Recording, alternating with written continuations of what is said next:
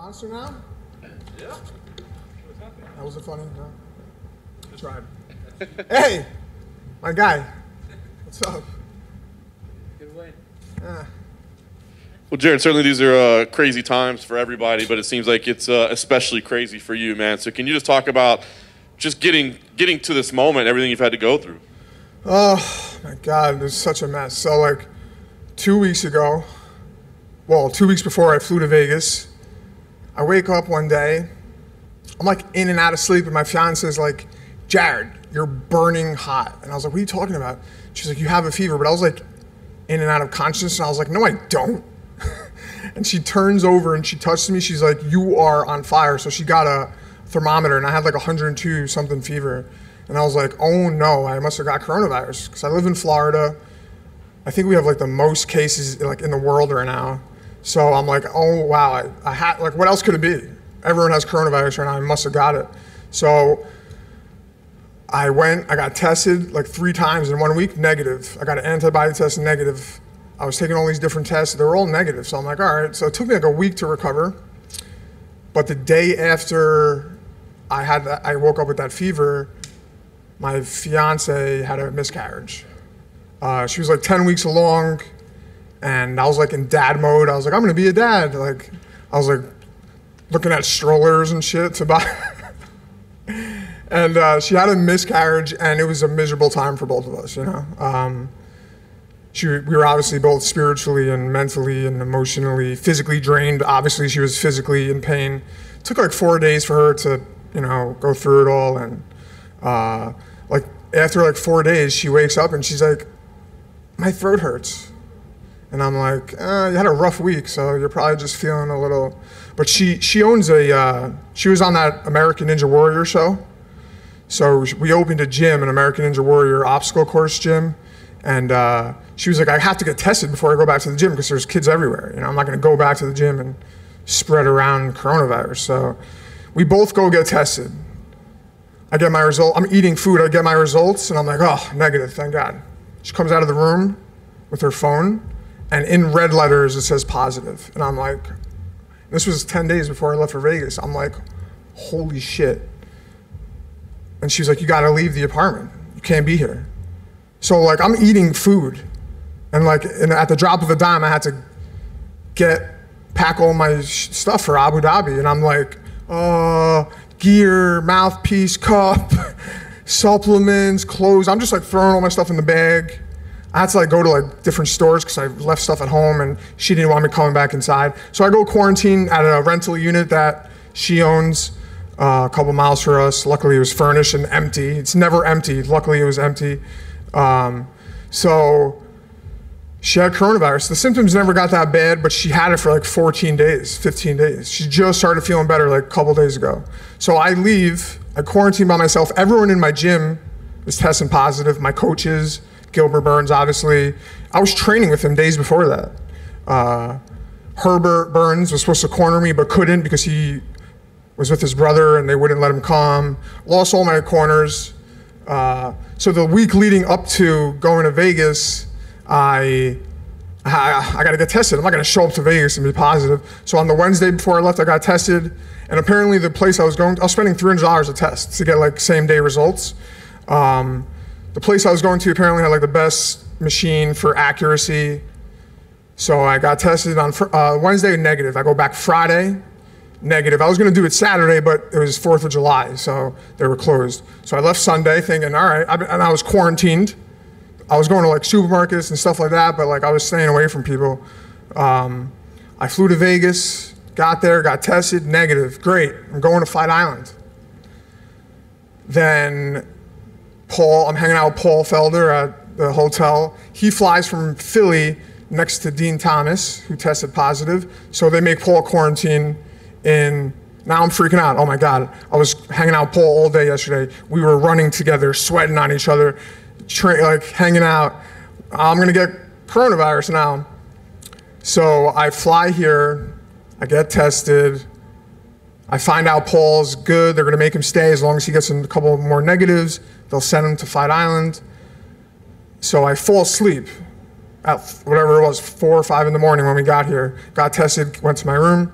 I wake up from a phone call at like 4 o'clock p.m. from Mick Maynard. Mick Maynard never calls me because he is not the matchmaker for my division. So I'm like, this has got to be bad. So he called, hey, mate, it's Mick Maynard. I was like, what's up? He was like, there he is. He goes, I got some bad news, mate. I was like, what? He's like, your results came back positive. I was like, what the fuck are you talking about? This is impossible. It has to be. So now I'm like, oh, my fight's off. In my head, I'm like, I better get paid. I came all the way over here. I'm freaking out. Everything I went through for this to happen, and now I'm putting everything together. I flew on the plane with everyone, the UFC staff, all the commentators, the production team, Dana White. I took a picture hugging him, Bisping, Matt Serra, and Matt and Bisping posted that picture so the whole world sees it. So if I actually had the virus, like that would have botched all of UFC's plans. Like they had a foolproof plan. I guess it wasn't foolproof, and it would. So now I'm in my room. I gotta wait 12 hours for the next results. I'm staring at my phone, waiting for a phone call. Now I have to cut weight and train. I'm not training. I showed up to my room and there was a display of cookies that said "Welcome to Fight Island" on it. I got that phone call from Mick, and I just looked at the cookies right away. You know, I'm hungry, I'm thirsty, I want to eat all the food in my room. They were, giving us that quarantine menu food. I have to work out on my balcony by myself. I've been working out for 14 days by myself.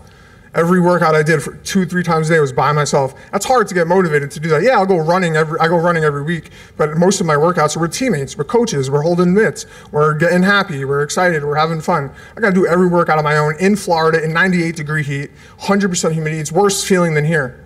It's hotter here, but it's more humid in Florida right now. But I got through it, and then I had to cut weight. I cut 12.5 pounds yesterday. My first time going back to 45 in 3 years. But I had a dominant performance. Wanted to finish. I thought it was a little boring. What'd you think? Threw a lot of punches, but I wanted to finish. Almost got to finish. 30-26 every round. I'll take it. But it's been one hell of a last couple of weeks for me, and I'm just grateful to be here. I give it all to God because that's. What was it like? I mean, just explaining everything that you went through. I mean, tonight as you're getting ready with your replacement team in your corner, I mean, focused. I mean, how do you stay dialed in? How do you stay ready for a fight? So this is like, yeah, I went through a lot and stuff, but I've like sat in jail cells thinking I'm going away for life, like dodging gang members and killers. I'm like locked up with like rapists and killers, I'm thinking I'm going away for life, and I'm sitting there, I'm waiting for to go to court, in shackles for the judge, some redneck judge, to tell me you're going away for life. So like I've had a lot of pressure like that before, and I always get through it. And I know the feeling. Like I've been in a lot of situations where I'm like, I don't know what's going to happen. It's out of my control.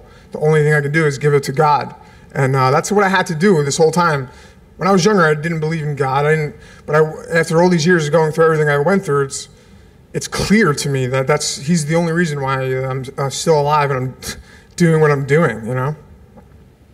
So after everything you've been through, I'm sure you're going to decompress a little bit, man, just kind of come down for this moment. But give me an idea. What's the plan from here? I mean, are you thinking about your next fight, or are you thinking about personal stuff right now? Well, I'm going to get back to my fiance. She deserves everything right now. She supported me through all of this when a lot of people would have said, all right, I'm not going to fight, and I'll help you from a distance.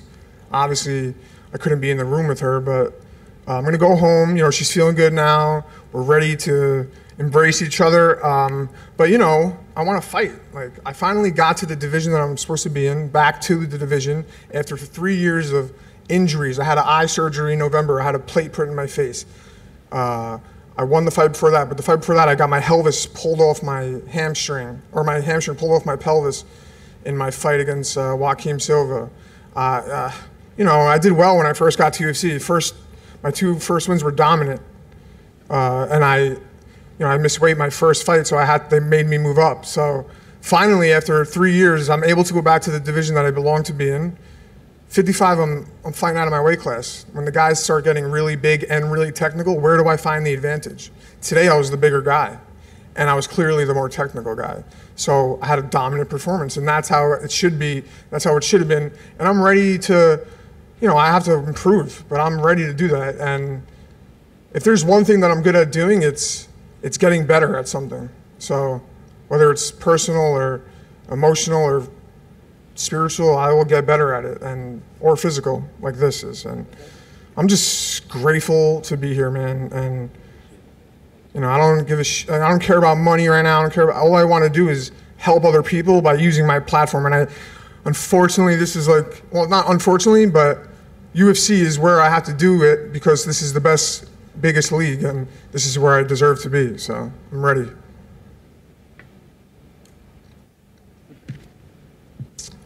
Jared, yep. Oh. Yeah. First of all, sorry to hear about your fiancés and everything you've been through. How hard was it to leave the apartment right away and being away from her after all this? So like I was eating like, I went vegan for a while, and I was eating like some like vegan like buffalo bowl, and I was like, oh, this is really good. And I just got my negative result for my test, and she comes out of the room. She was making like a business phone call, so she was like on the phone. And then like, I'm like, all right, we're good. I'm negative. She's got to be negative. She comes out of the room with her phone, and in big red letters it says positive. And I'm like, she's like, you got to get out of here. So like, I wasn't planning on packing for another week. So I had to like drop all my stuff right there. And I'm like, oh, bag, I got to get a bag. Oh, I need another bag. And I'm like throwing everything in a suitcase. I'm just throwing stuff in there. I'm like, I don't even know if I'm going to use half this stuff. My supplements, my gear, my mouthpiece, my cup, my this, my that, my recovery stuff. Like, you know, it was a lot, you know, and I had to go to other stores to buy stuff that I left at home, and because she didn't want me to come back and get infected. And, you know, I had to leave her after she had a miscarriage and got diagnosed with coronavirus. So she was going through a lot of pain, you know. She was hurting, cramping, bleeding. She had to pass the baby. And then 3 days later, the girl gets fucking coronavirus. Fuck coronavirus. And she was like, my throat hurts. And I was like, you're probably, you know, you're having a rough week. And then she gets coronavirus. Like, what is that? So the both of us are just like, you know, we're giving it to God. Like, we don't know like what else to do, you know? Right now, this world is in a weird place. I'm talking to friends and they're like, I don't know what to do with my life right now. This is a very weird time for me. People that had stability and a life, and they're lost. I'm lucky to be here right now and do this and be able to support my fiance is a successful person also, but you know, it's scary. And so to be away from her sucks, but she supports me. She was an elite gymnast for her whole life. She was better athlete than me. So she knows what it's like to you know, give to your craft and to do everything you can to win. So I'm lucky that she knows that feeling. She's a competitor, so I was able to step away. Speaking about the actual fight, the big storyline coming into this fight was the fact that Paul Felder was going to be in your corner coming from the booth. Took all my shine. But how was it to get ready for the fight and warm up backstage without having a team around you? You know, I just moved to Florida and started training with Sanford MMA. I've known Henry Hook for like 10 years, since I'm like a little kid. I actually got arrested in front of him once. When I was talking about sitting in the jail cell, he saw me get arrested for that. So I've known him for a while, and when I got to UFC, he saw me backstage and he was like, what are you doing here? And I was like, I'm in the UFC now. He's like, you're in the UFC? So it was funny, like, my fiance owns a couple businesses in Florida, so I decided to move from Rufus Sport to Florida full time, and you know, I wanted to train with Henry, and you know, to not have them after everything I went through, it didn't even matter. When the UFC called me and said, hey, you have no more corners, they were like, what do you want to do? I was like, do I need a corner? Can someone else, like, can the cut man bring me water or something? Like, what else do I need? So like, they would have said the same shit that the corners today told me, you know? All right, move your head, throw the punch, take him down. Like, it's funny though, because I know Paul obviously forever, one of my close friends, teammates for 10 years. We've been through so much.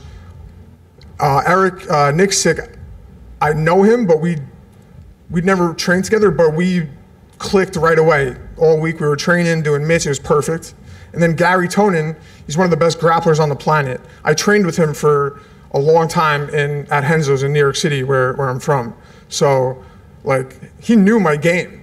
And he was like, all right, like, I just want you to watch out for this. The guillotine defense that I showed today, we drilled that all week long. And it was perfect. Yeah, it was getting a little tight for a second, but like, it was perfect. And it all worked out perfectly. Everything came together. That's it. Oh, man. All right. Thanks, guys.